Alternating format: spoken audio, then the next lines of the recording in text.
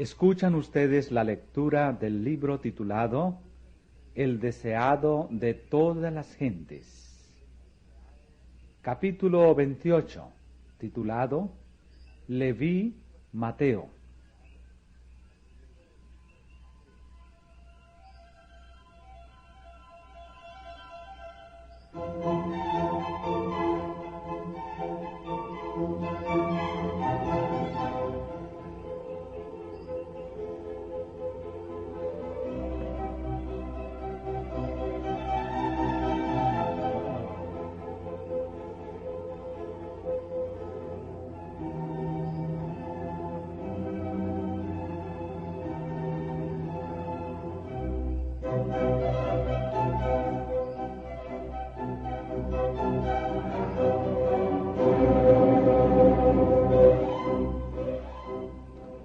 Entre los funcionarios romanos que había en Palestina, los más odiados eran los publicanos.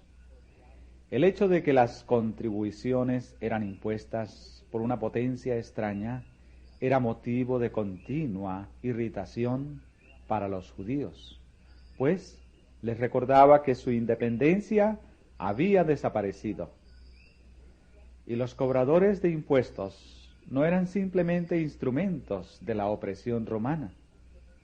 Cometiendo extorsiones por su propia cuenta, se enriquecían a expensa del pueblo. Un judío que aceptaba este cargo de mano de los romanos era considerado como traidor a la honra de su nación. Se le despreciaba como apóstata.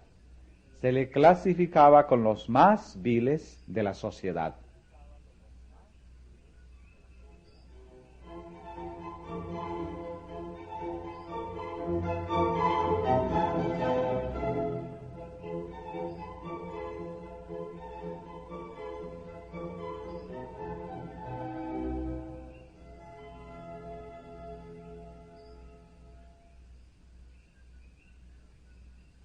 A esta clase pertenecía Leví Mateo, quien después de los 4 discípulos de Genezaret fue el siguiente en ser llamado al servicio de Cristo.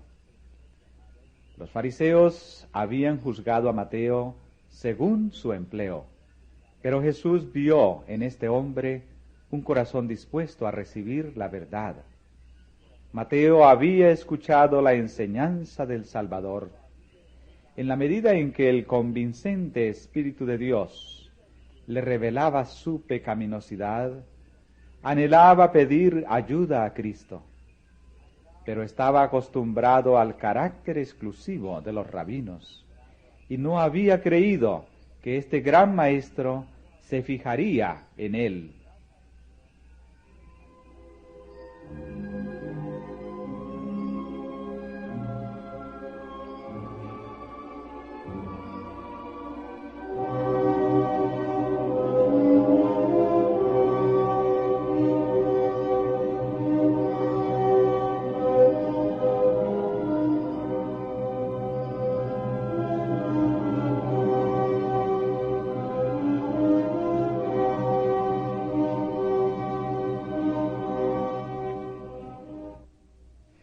Sentado en su garita de peaje un día, el publicano vio a Jesús que se acercaba.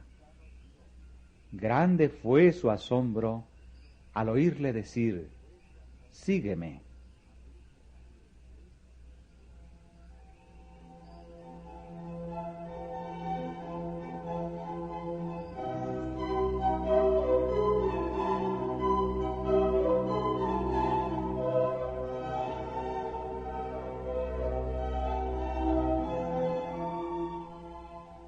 Mateo, dejadas todas las cosas, levantándose, le siguió.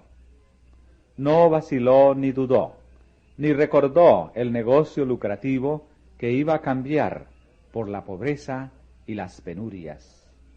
Le bastaba estar con Jesús, poder escuchar sus palabras y unirse con él en su obra.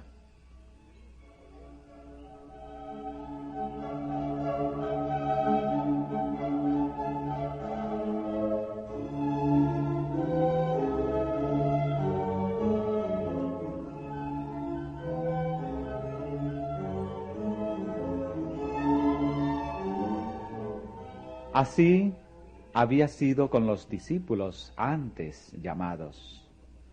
Cuando Jesús invitó a Pedro y sus compañeros a seguirle, dejaron inmediatamente sus barcos y sus redes.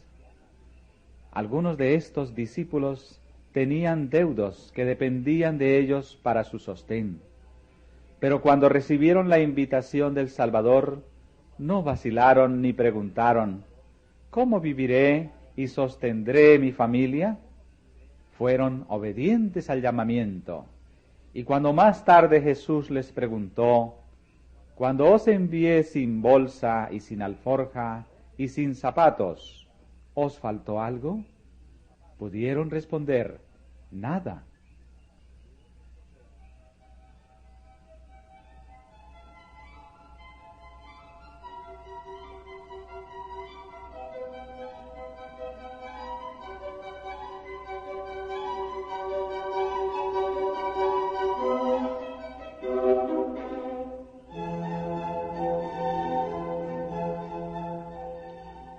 A Mateo en su riqueza y a Andrés y Pedro en su pobreza llegó la misma prueba, y cada uno hizo la misma consagración.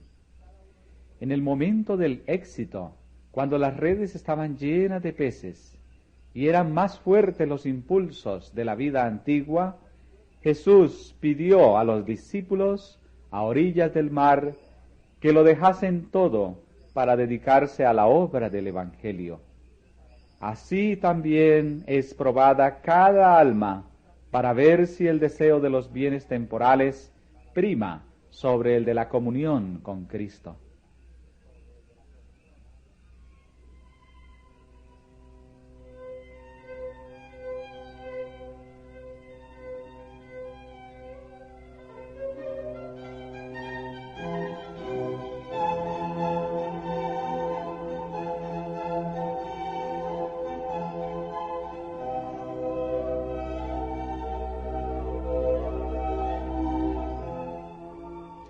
Los buenos principios son siempre exigentes. Nadie puede tener éxito en el servicio de Dios a menos que todo su corazón esté en la obra y tenga todas las cosas por pérdida frente a la excelencia del conocimiento de Cristo. Nadie que haga reserva alguna puede ser discípulo de Cristo, y mucho menos puede ser su colaborador. Cuando los hombres aprecien la gran salvación, se verá en su vida el sacrificio propio que se vio en la de Cristo. Se regocijarán en seguirle a donde quiera que los guíe.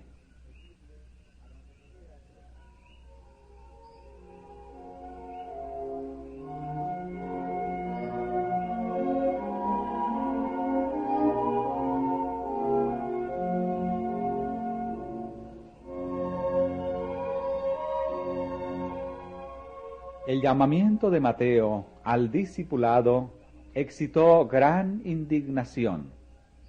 Que un maestro religioso eligiese a un publicano como uno de sus acompañantes inmediatos era una ofensa contra las costumbres religiosas, sociales y nacionales. Apelando a los prejuicios de la gente, los fariseos esperaban volver contra Jesús la corriente del sentimiento popular.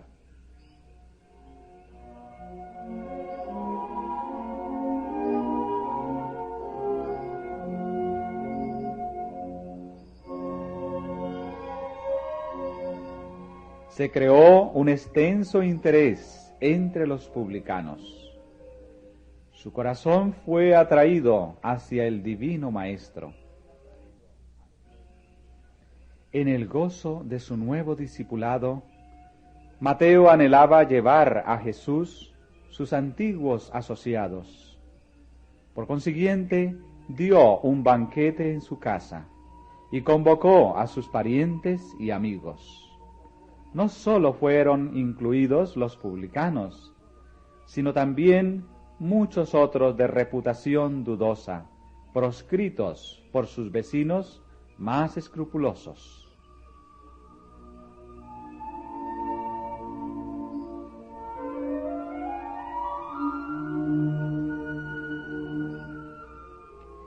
El agasajo fue dado en honor de Jesús, y él no vaciló en aceptar la cortesía.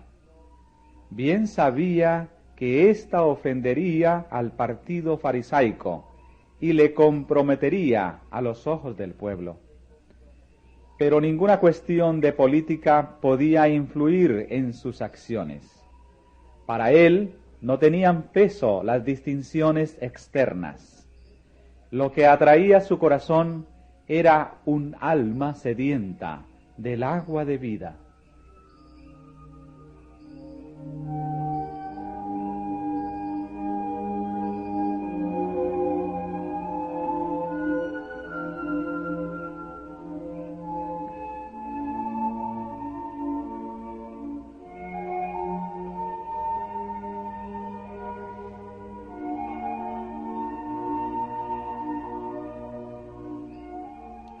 Jesús se sentó como huésped honrado en la mesa de los publicanos, demostrando por su simpatía y amabilidad social que reconocía la dignidad de la humanidad. Y los hombres anhelaban hacerse dignos de su confianza. Sobre sus corazones sedientos caían sus palabras con poder bendecido y vivificador, despertando nuevos impulsos y presentando la posibilidad de una nueva vida a estos parias de la sociedad.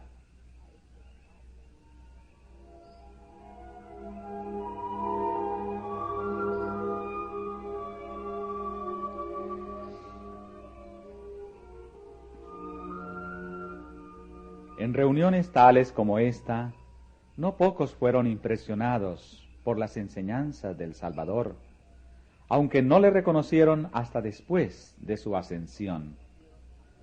Cuando el Espíritu Santo fue derramado y 3,000 fueron convertidos en un día, había entre ellos muchos que habían oído por primera vez la verdad en la mesa de los publicanos, y algunos de ellos llegaron a ser mensajeros del Evangelio. Para Mateo mismo, el ejemplo de Jesús en el banquete fue una constante lección.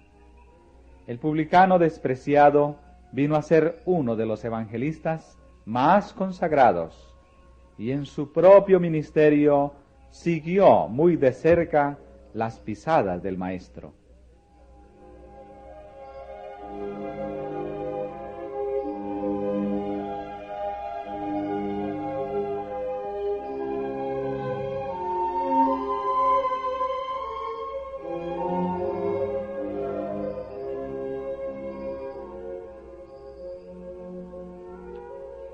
Cuando los rabinos supieron de la presencia de Jesús en la fiesta de Mateo, aprovecharon la oportunidad para acusarle, pero decidieron obrar por medio de los discípulos. Despertando sus prejuicios, esperaban enajenarlos de su maestro. Su recurso consistió en acusar a Cristo ante los discípulos y a los discípulos ante Cristo, dirigiendo sus flechas a donde había más probabilidad de producir heridas. Así ha obrado Satanás desde que manifestó desafecto en el cielo, y todos los que tratan de causar discordia y enajenamiento son impulsados por su espíritu.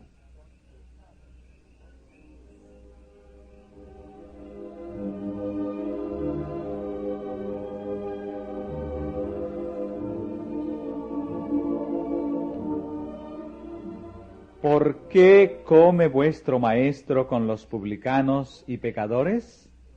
Preguntaron los envidiosos rabinos.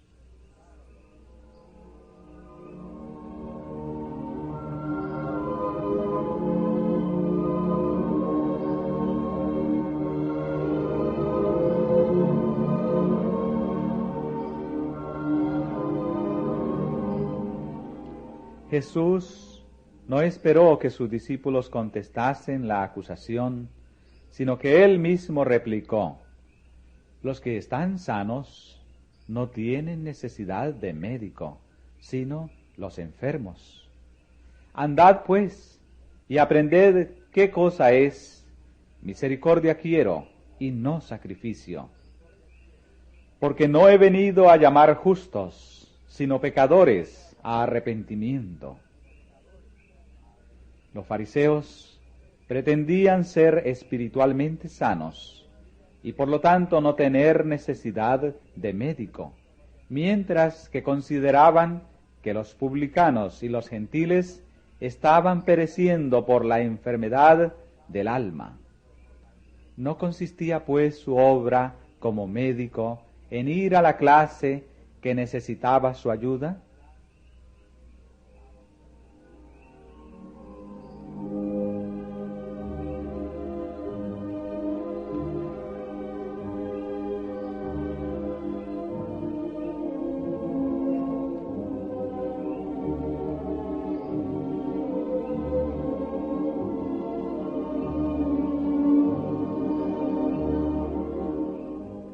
Pero, aunque los fariseos tenían tan alto concepto de sí mismos, estaban realmente en peor condición que aquellos a quienes despreciaban.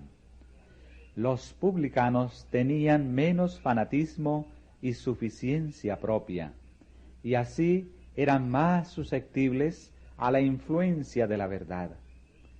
Jesús dijo a los rabinos: «Andad pues, y aprended qué cosa es misericordia quiero y no sacrificio». Así demostró que mientras aseveraban exponer la palabra de Dios, ignoraban completamente su espíritu.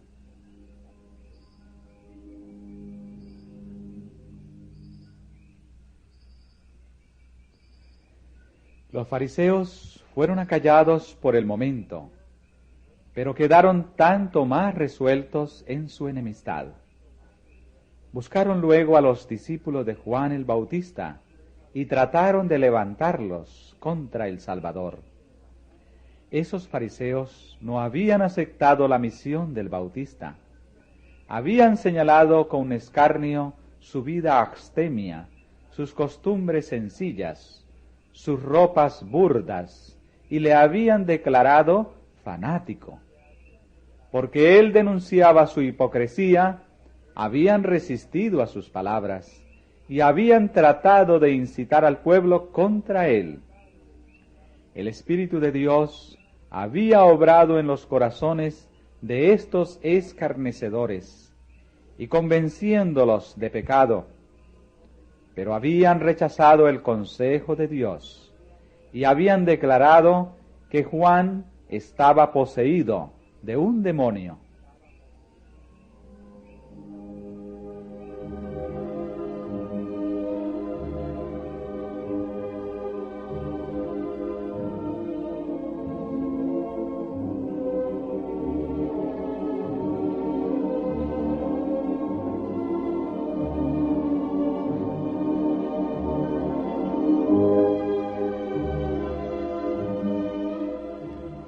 Pero ahora que Jesús había venido y andaba entre la gente, comiendo y bebiendo en sus mesas, le acusaban de glotón y bebedor. Los mismos que hacían esas acusaciones eran culpables. Así como Satanás representa falsamente a Dios y le reviste de sus propios atributos, la conducta de los mensajeros de Dios fue falseada por esos hombres perversos.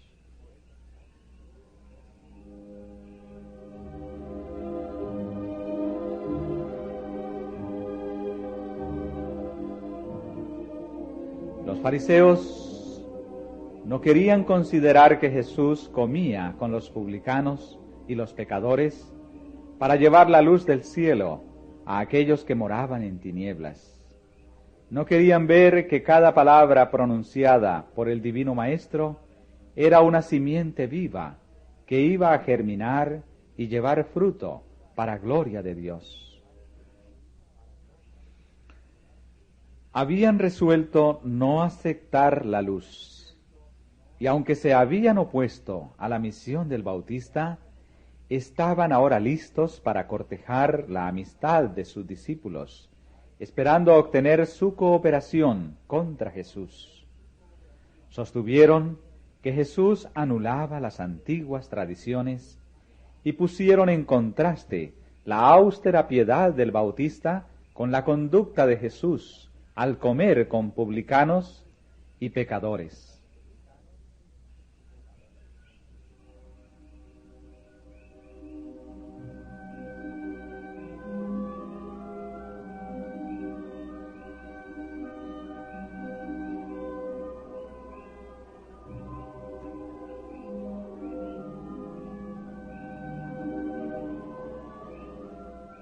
Los discípulos de Juan estaban entonces en gran aflicción.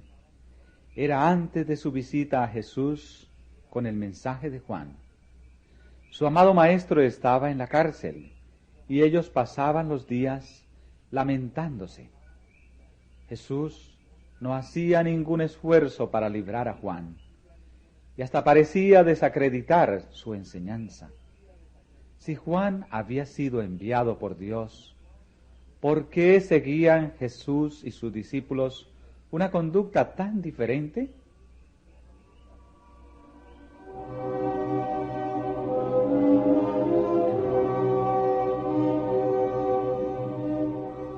Los discípulos de Juan no comprendían bien la obra de Cristo. Pensaban que tal vez las acusaciones de los fariseos tenían algún fundamento. Observaban muchas de las reglas prescritas por los rabinos y hasta esperaban ser justificados por las obras de la ley.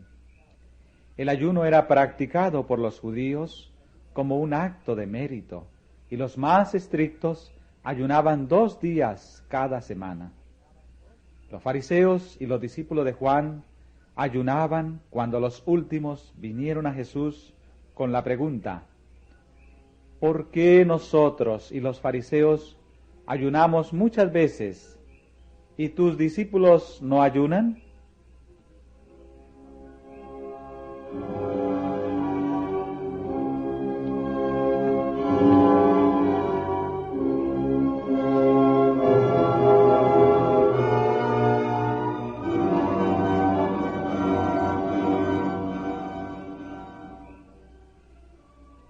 Jesús les contestó afectuosamente. No trató de corregir su concepto erróneo del ayuno, sino tan solo con respecto a su propia misión. Y lo hizo empleando la misma figura que el Bautista había usado en su testimonio acerca de Jesús. Juan había dicho: el que tiene la esposa es el esposo.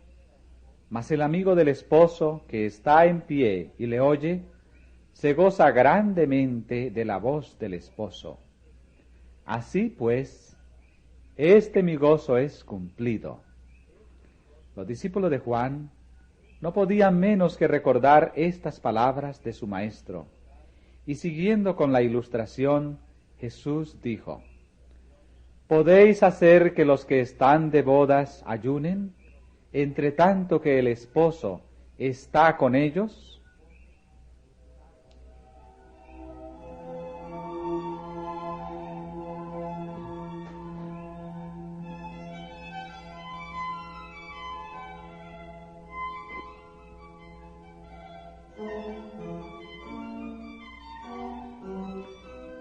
El príncipe del cielo estaba entre su pueblo. El mayor don de Dios había sido dado al mundo. Había gozo para los pobres, porque Cristo había venido a hacerlos herederos de su reino. Había gozo para los ricos, porque les iba a enseñar a obtener las riquezas eternas. Había gozo para los ignorantes, porque los iba a hacer sabios para la salvación. Había gozo para los sabios, pues Él les iba a abrir misterios más profundos que los que jamás hubieran sondeado. Verdades que habían estado ocultas desde la fundación del mundo iban a ser reveladas a los hombres por la misión del Salvador.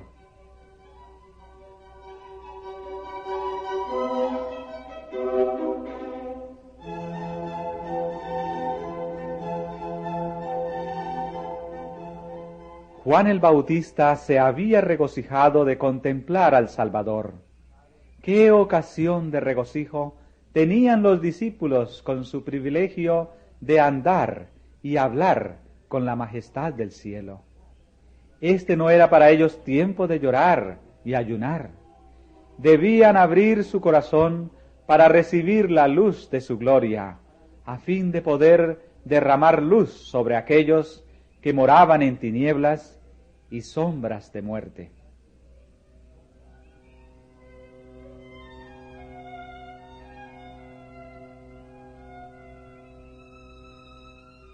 Las palabras de Cristo habían evocado un cuadro brillante, pero lo cruzaba una densa sombra que solamente su ojo discernía. Vendrán días, les dijo, cuando el esposo les será quitado. Entonces ayunarán en aquellos días. Cuando viesen a su Señor traicionado y crucificado, los discípulos llorarían y ayunarían. En las últimas palabras que les dirigiera en el aposento alto dijo: un poquito y no me veréis, y otra vez un poquito y me veréis. De cierto os digo, que vosotros lloraréis y lamentaréis, y el mundo se alegrará. Empero, aunque vosotros estaréis tristes, vuestra tristeza se tornará en gozo.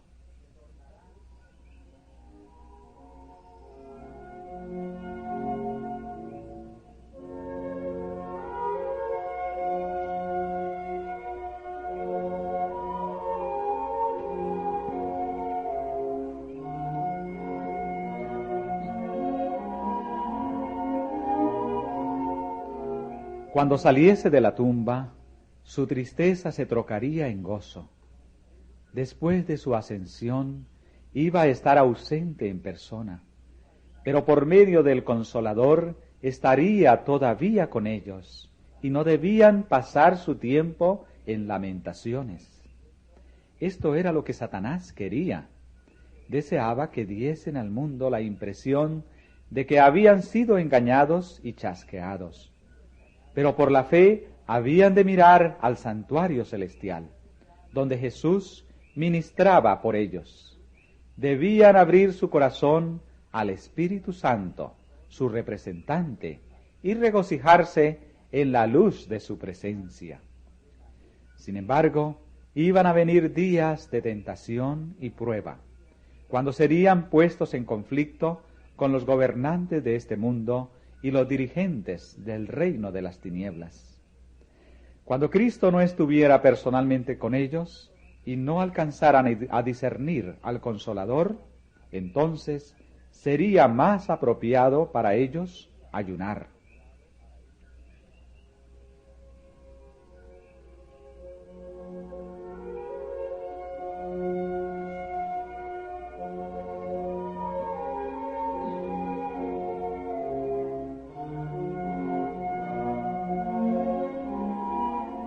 Los fariseos trataban de exaltarse por su rigurosa observancia de las formas, mientras que su corazón estaba lleno de envidia y disensión. He aquí, dice la Escritura, que para contiendas y debates ayunáis, y para herir con el puño inicuamente. No ayunéis como hoy, para que vuestra voz sea oída en lo alto. ¿Es tal el ayuno que yo escogí? Que de día aflija el hombre su alma, que encorve su cabeza como junco, y haga cama de saco y de ceniza. ¿Llamaréis esto ayuno y día agradable a Jehová?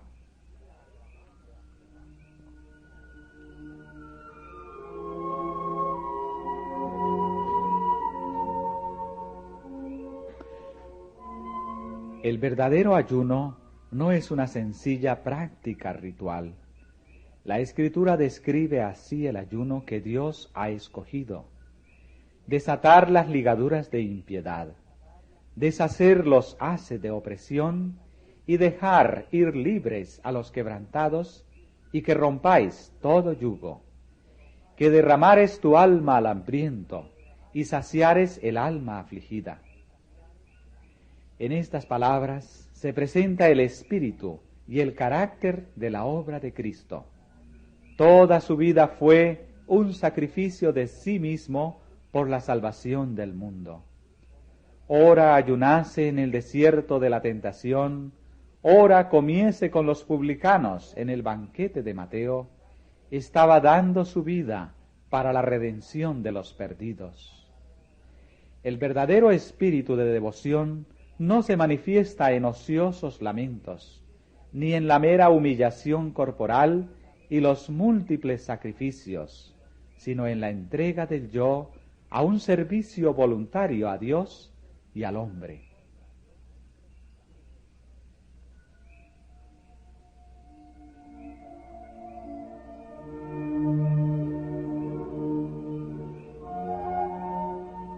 Continuando su respuesta a los discípulos de Juan, Jesús pronunció una parábola diciendo: Nadie mete remiendo de paño nuevo en vestido viejo.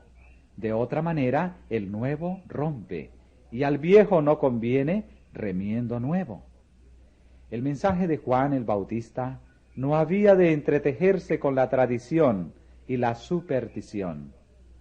Una tentativa de fusionar la hipocresía de los fariseos con la devoción de Juan no lograría sino hacer más evidente el abismo que había entre ellos. Ni tampoco podían unirse los principios de la enseñanza de Cristo con las formas del farisaísmo.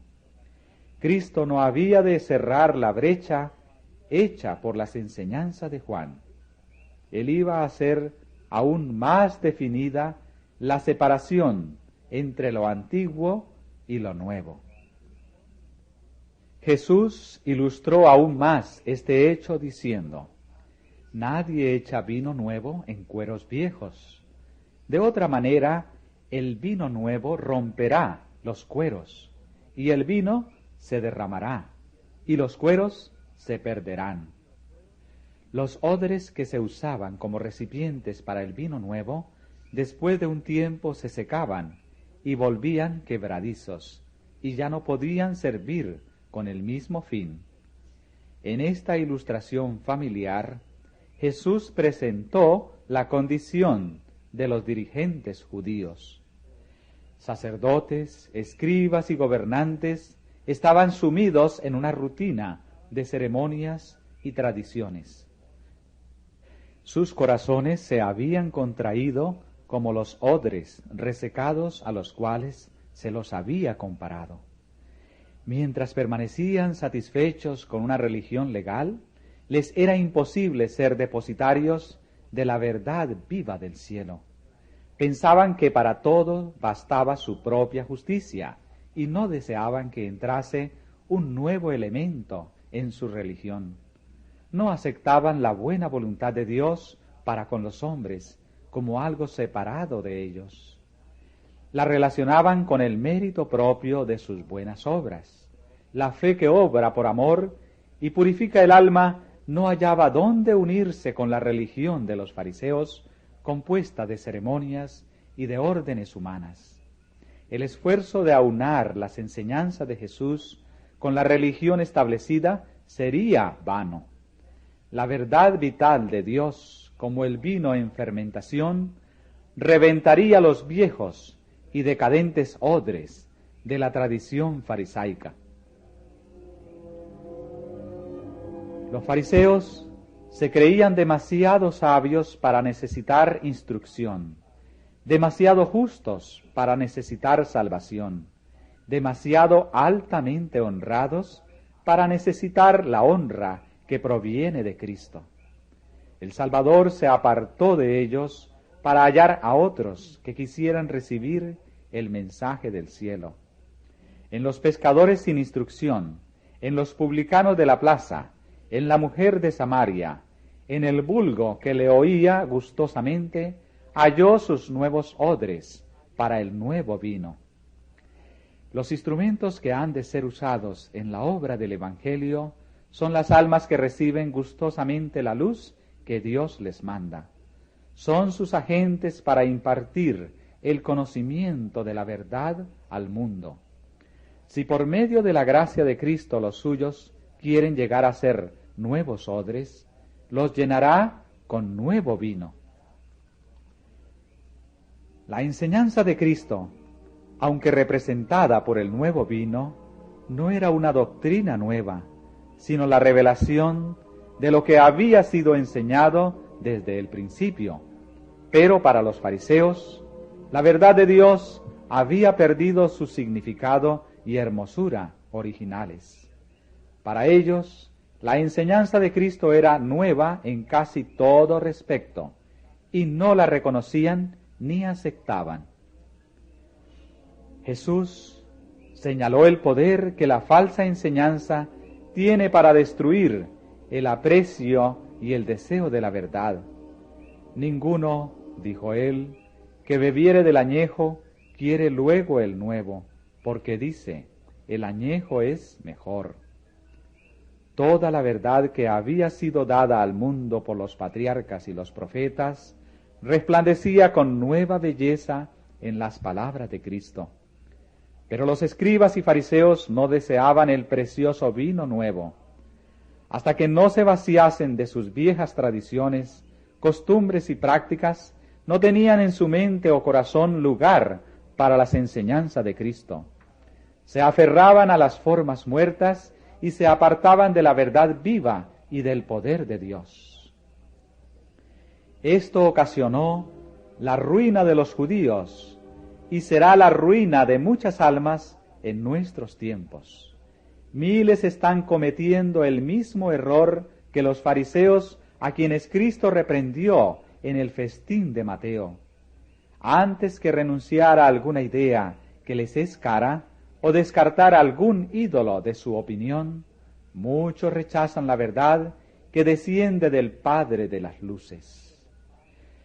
Confían en sí mismos y dependen de su propia sabiduría y no comprenden su pobreza espiritual. Insisten en ser salvos de alguna manera por la cual puedan realizar alguna obra importante. Cuando ven que no pueden entretejer el yo en esa obra, rechazan la salvación provista. Una religión legal no puede nunca conducir las almas a Cristo, porque es una religión sin amor y sin Cristo. El ayuno o la oración motivada por un espíritu de justificación propia es abominación a Dios. La solemne asamblea para adorar, la repetición de ceremonias religiosas, la humillación externa, el sacrificio imponente, proclaman que el que hace esas cosas se considera justo, con derecho al cielo, pero es todo un engaño. Nuestras propias obras no pueden nunca comprar la salvación. Como fue en los días de Cristo, así es hoy. Los fariseos no conocen su indigencia espiritual.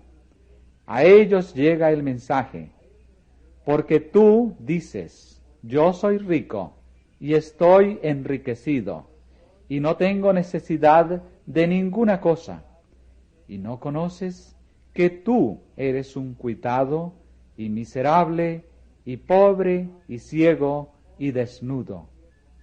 Yo te amonesto que de mí compres oro afinado en fuego, para que seas hecho rico y seas vestido de vestiduras blancas, para que no se descubra la vergüenza de tu desnudez.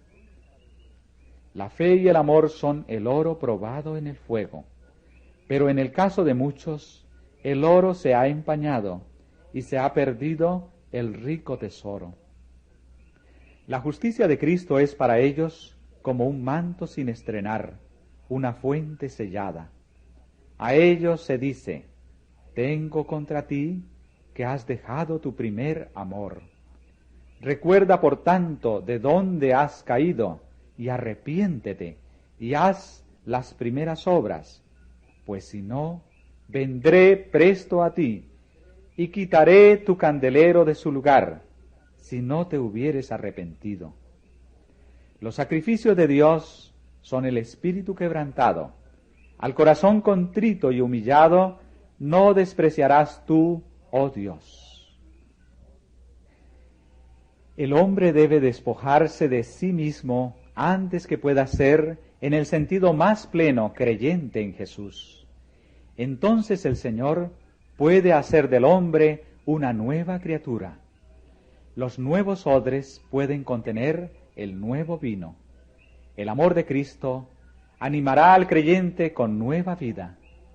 En aquel que mira al autor y consumador de nuestra fe, se manifestará el carácter de Cristo.